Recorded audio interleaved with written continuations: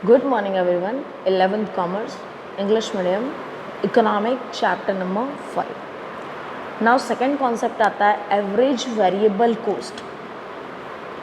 Now this one says that total variable cost of a firm is divided by total unit of produced. Total जो cost है उसको अगर हम total unit से divide करते हैं then we get average variable cost. तो हमें जो average मिलेगी उसको हम किस नाम से जानते हैं? एवरेज वेरिएबल कोस्ट के नाम से. Average variable coast is the variable cost per unit of output. एक यूनिट के पीछे हमने वेरिएबल कितना एक्सपेंस किया है वो हमें यहाँ पे मिल जाता है in the average.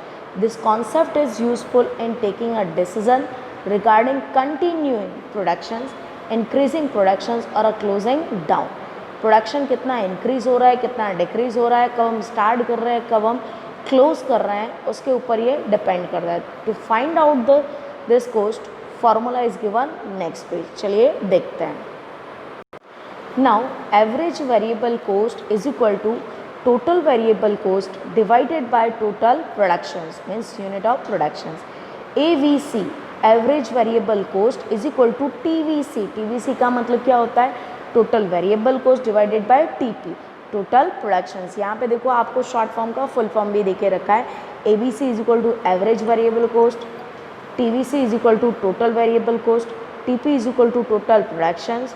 Now for example, suppose firms total variable cost is 150 and a firm produce 20 unit of output.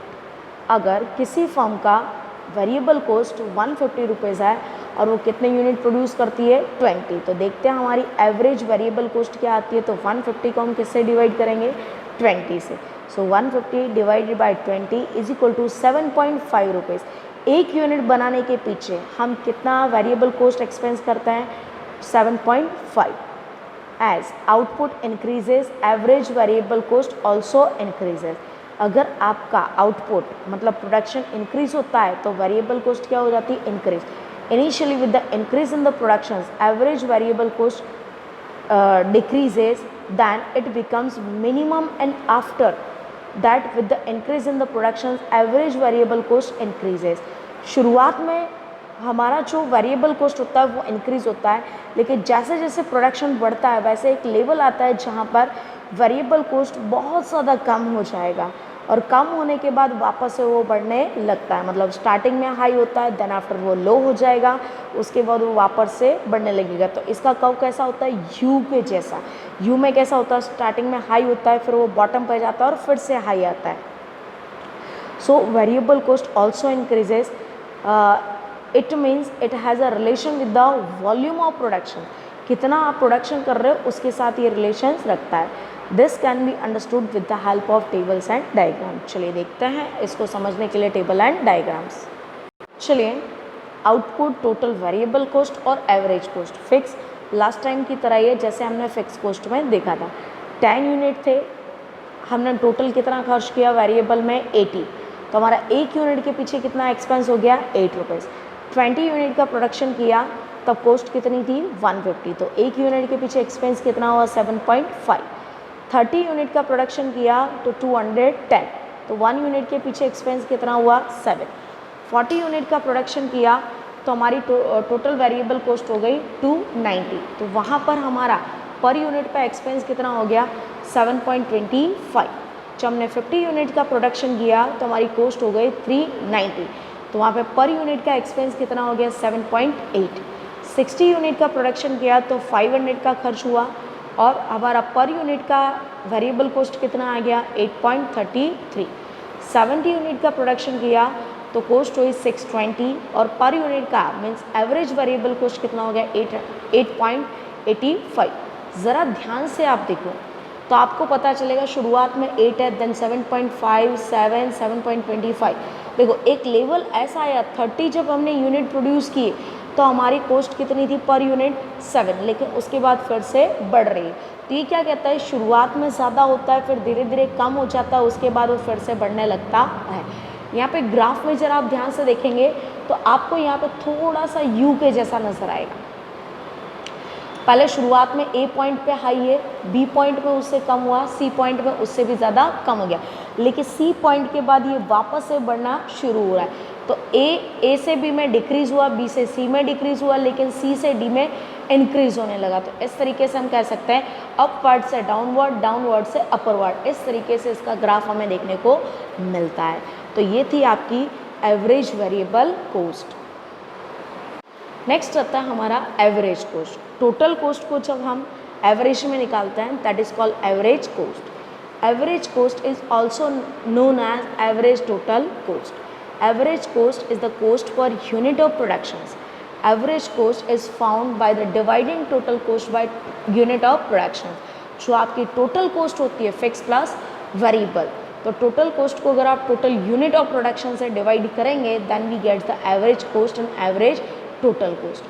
Total cost is the sum of total fixed cost and total variable cost.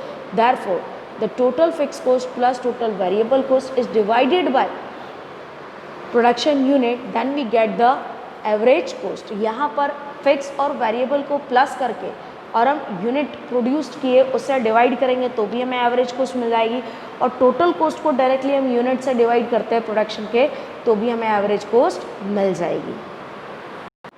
Now the formula is average cost is equal to total cost and divided by total productions, units of production. Second formula है average cost is equal to fixed cost plus variable cost divided by total productions means units of productions. Short form है इसका AC means average cost is equal to TC, total cost divided by total production.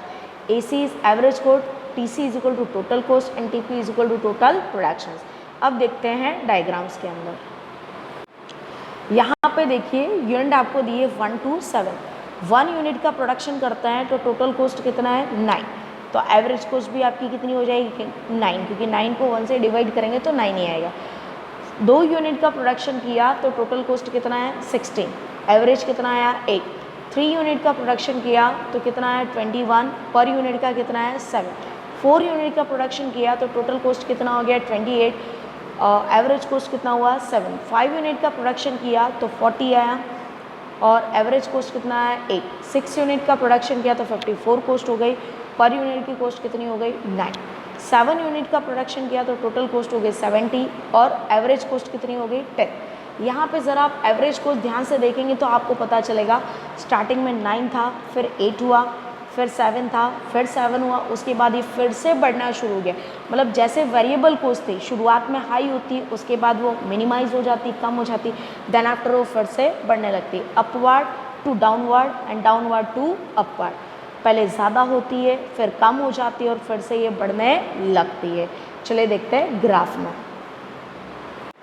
देखिए यहाँ पे graph में जिस तरीके से हमने एवरेज वेरिएबल कोस्ट का ग्राफ देखा था, समझ यहाँ पर टोटल एवरेज कोस्ट का जो ग्राफ है वो भी कुछ इस तरीके से कि यूनिट ए मतलब 1 यूनिट का प्रोडक्शन किया तो कोस्ट कैसी है हाई, बी का प्रोडक्शन किया तो कम हो गई, सी का प्रोडक्शन किया तो और भी ज़्यादा कम होगी, और डी का प्रोडक्शन किया तो सी और डी कैसे है सेम। उसके बाद वापस ये पढ़ने लग रहा है ई, एफ और जी पर। इस तरीके से यहाँ पता चलता है कि शुरुआत में एवरेज कोस्ट कैसी होती है हाई होती है, लेकिन जैसे जैसे प्रोडक्शन बढ़ता है वो कम होती जाती है और उसके बाद वो फिर से बढ़ना शुरू हो जाती है। तो शुरुआत में हाई, फिर डाउन होती है, फिर उसके बाद ये फिर से बढ़ना शुरू हो जाती है। तो इस तरीके से ये है आपका टोटल एवरेज कोस्ट। किस तरीके से हम निकालते हैं डायग्राम भी मैंने आपको बताए हैं, तो यहाँ पे आपको डायग्राम, उसका एनालाइज, डेफिनेशंस, फार्मूलेज सारे आपको अच्छे से करने हैं। कोई क्वेरीज हो तो आप पूछ सकते हैं। आज के लिए इतना काफ़ी। Thank you so much.